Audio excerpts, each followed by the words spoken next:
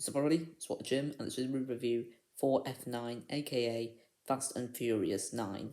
This is another Fast and Furious film directed by Justin Lin. He co-directed the Fast and the Furious. He also directed the Fast and the Furious Tokyo Drift, Fast and Furious, Fast 5, Fast and Furious 6, and this one. And that being said, let's get started with the good. We'll start off with the over-the-top action for the good, and I just really enjoyed the action. It did get very crazy at times. It's very unrealistic, but was it very enjoyable? Yes, it definitely was. I really enjoyed cars getting wrecked. Um, all the different set pieces. It was just really enjoyable to see. I also thought it was very entertaining and enjoyable.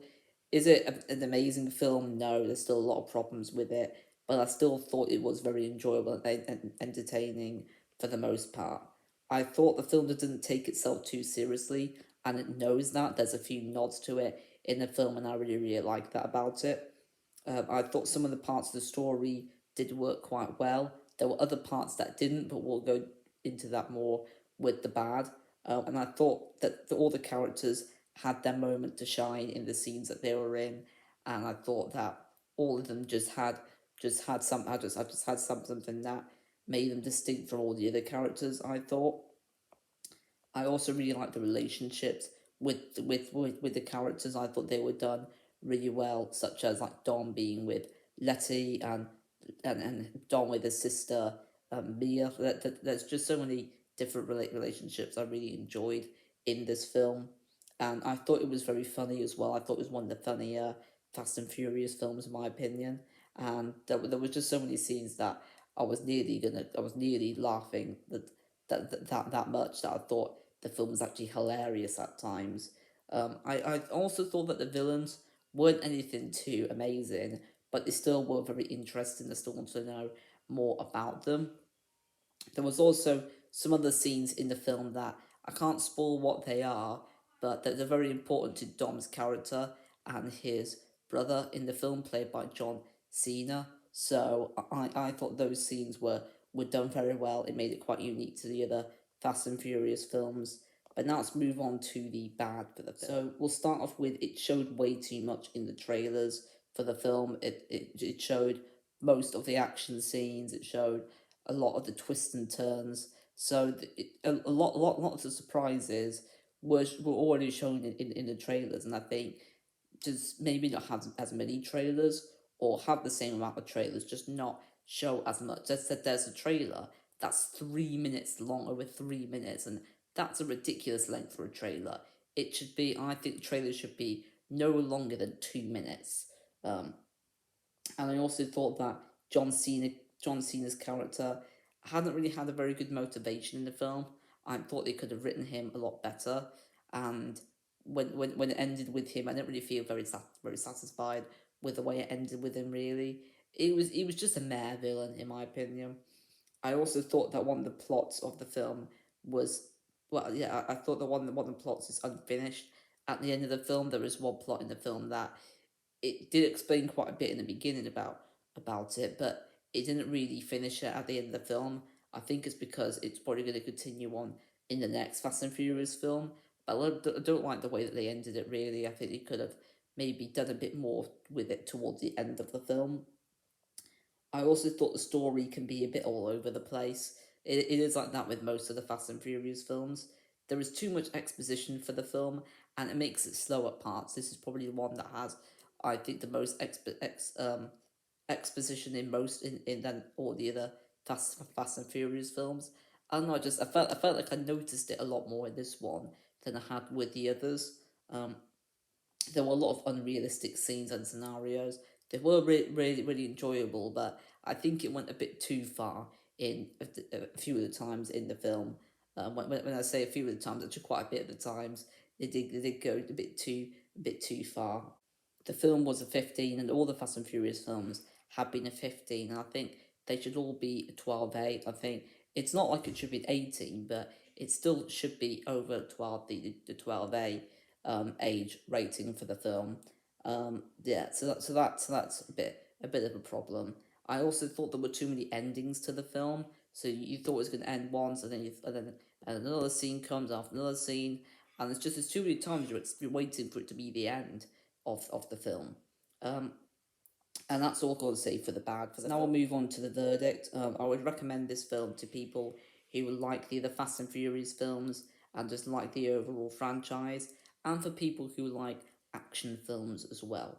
Um, if this is the final film in the franchise, which I don't think it will be, especially with one of the unfinished plots, I think it ended on a high, but I don't think it ended perfectly. So I hope there is another one, because there were, I think, one or two plots that did feel a bit unfinished. Or hopefully there will be another one, and I'm pretty sure there will be another one, at least another one. And also stick around for the end credit scene, which is about 3 minutes into the credits. So I don't know if there might be more than just one end credit scene, but I think there's just one, which you just have to wait a few minutes to what until that one comes on. And I think it is worth to stick around in that one. I did enjoy the end scene quite a bit, and I would rate this film an 8 out of 10. And now we're going to rank all the 10 Fast and Furious films from my least favorite to my favorite.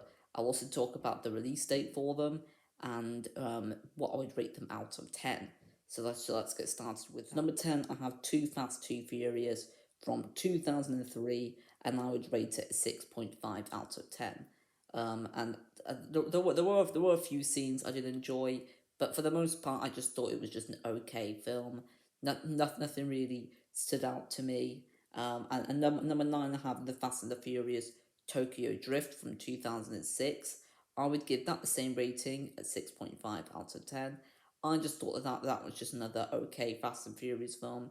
These aren't ones I'm going to return to very much.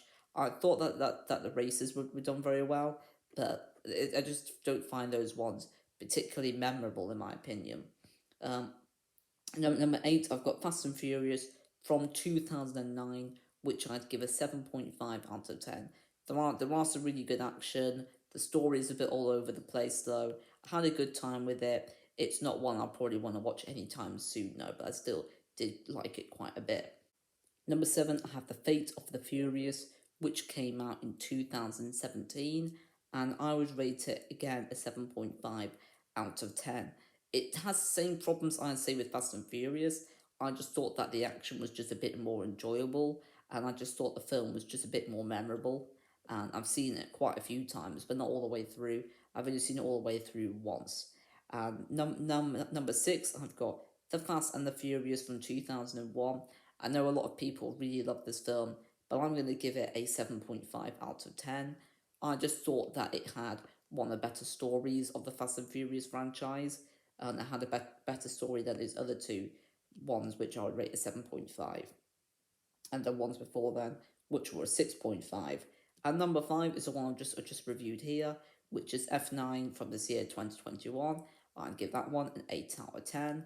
And number 4, I've got the Fast and Furious Presents Hobbs and Shaw from 2019, 8 out of 10. I've done a review of that one on my YouTube channel, so you can watch that after this if you want to.